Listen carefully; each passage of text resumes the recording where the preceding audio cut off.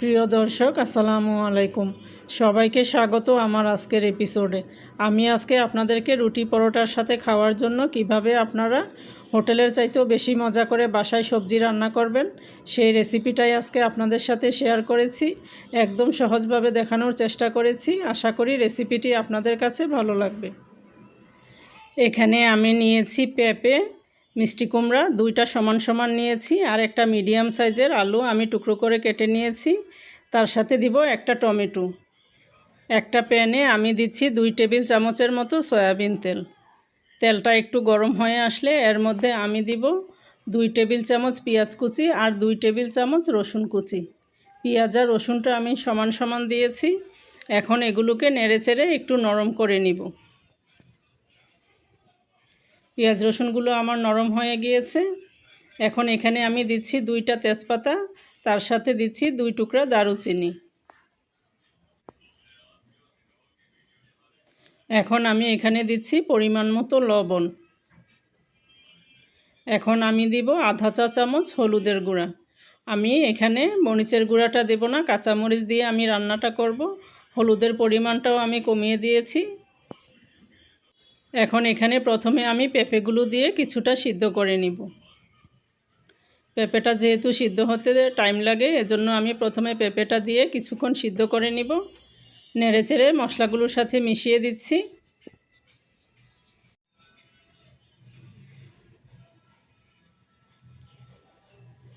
এখন এখানে আমি অল্প করে আধা কাপের মতো পানি দিব, দিয়ে আমি পেঁপেগুলোকে কিছুক্ষণ ঢেকে সিদ্ধ করে নিব।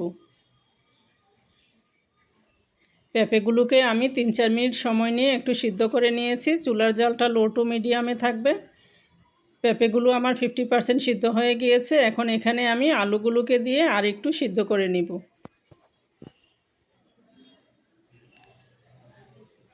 আলুগুলোকে দিয়ে আমি ঢেকে দেব 2-3 মিনিটের জন্য। ফিরে আসলাম 2-3 মিনিট পর। সবজিগুলোকে নেড়েচেড়ে আমি আরেকটু ভালো করে মিশিয়ে নিচ্ছি। এখন এর মধ্যে দিয়ে দিব মিষ্টি কুমড়াগুলো। মিষ্টি কুমড়াগুলো সিদ্ধ হতে বেশি সময় লাগবে না, এজন্য এগুলো সবার পরে দিয়েছি। আর এখানে দিয়েছি আমি 10-12টা কাঁচামরিচ। এখন সব কিছুকে একসাথে ভালো করে নেড়েচেড়ে মিশিয়ে নিব। আর এখানে আমি দিয়ে দিচ্ছি একটা টমেটো টুকরো করে কেটে নিয়েছি।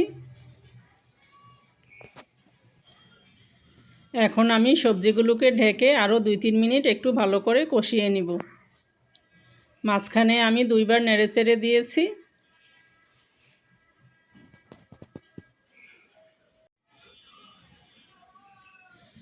এখন এখানে আমি দিব 1 কাপ পানি। পানির পরিমাণটা আমি অল্প করেই দিব, বেশি পানি দিব না। বেশি পানি দিলে সবজিটা পানসা হয়ে যাবে, বেশি সিদ্ধ হয়ে যাবে, খেতে ভালো লাগবে না। এখন আমি এগুলোকে 5-6 মিনিট সময় নিয়ে আবারও সিদ্ধ করে নিয়েছি। এখন সব কিছুকে নেড়েচেড়ে ভালো করে মিশিয়ে দিচ্ছি। এখন আমি সবজিগুলোকে ঢেকে দিব আরও 3-4 মিনিটের জন্য। আর এক পাশে চুলায় আমি এর বাগারটা তৈরি করে নিব। এখানে আমি দিচ্ছি 2 টেবিল চামচের মতো সয়াবিন তেল। তার সাথে আমি দিব 3টা শুকনা মরিচ মাঝখান দিয়ে টুকরো করে দিয়েছি। এখন এখানে আমি দিচ্ছি 2 টেবিল চামচ পেঁয়াজ রসুন। 1 টেবিল চামচ পেঁয়াজ আর 1 টেবিল চামচ রসুন আমি এখানে দিয়ে এগুলোকে ভালো করে ভেজে নিব। পেঁয়াজ রসুনগুলো আমার হয়ে গিয়েছে, বাদামি হয়ে গিয়েছে। এখন এগুলো আমি সবজিটার মধ্যে ঢেলে দিব।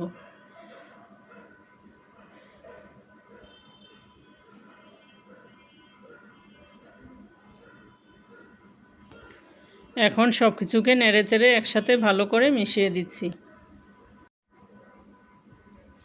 সবজিগুলোকে একটু চেপে চেপে আমি কিছুটা ভেঙে দিচ্ছি, এতে করে খেতে ভালো লাগবে।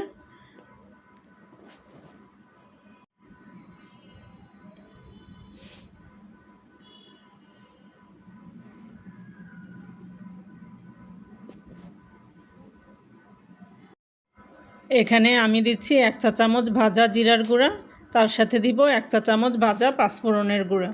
আপনাদের হাতের কাছে যদি পাঁচফোড়নের গুঁড়াটা না থাকে, তাহলে আপনারা সবজিটা রান্নার সময় প্রথমেই তেলের মধ্যে 1 চা চামচ পাঁচফোড়ন, আস্ত পাঁচফোড়ন দিয়ে দিবেন, তাহলেই হয়ে যাবে। এখানে আমি পেঁপে, আলু আর মিষ্টি কুমড়া দিয়ে রান্নাটা করেছি। আপনারা চাইলে আপনাদের হাতের কাছে যেই সবজি আছে ওই সবজি দিয়েই রান্নাটা করে নিতে পারেন। রান্নাটা আমার কমপ্লিট হয়ে গিয়েছে। এখন আমি এর মধ্যে দিয়ে দিয়েছি 1 চা চামচ চিনি স্বাদের ব্যালেন্সের জন্য। এখন আমি সবজিটাকে উঠিয়ে নিচ্ছি। দেখতেই পাচ্ছেন খুবই লোভনীয়ভাবে সবজিটা তৈরি হয়েছে। এভাবে আপনারা সবজিটা রান্না করে রুটি পরোটা বা নানের সাথে সার্ভ করতে পারেন। আপনাদের কাছে আমার অনুরোধ থাকবে বাসায় অন্তত একবার হলেও এই রেসিপিটা ট্রাই করে দেখবেন। অসাধারণ স্বাদের একটা রেসিপি। আশা করি আপনাদের কাছে ভালো লেগেছে। সবাই ভালো থাকবেন। আল্লাহ হাফেজ।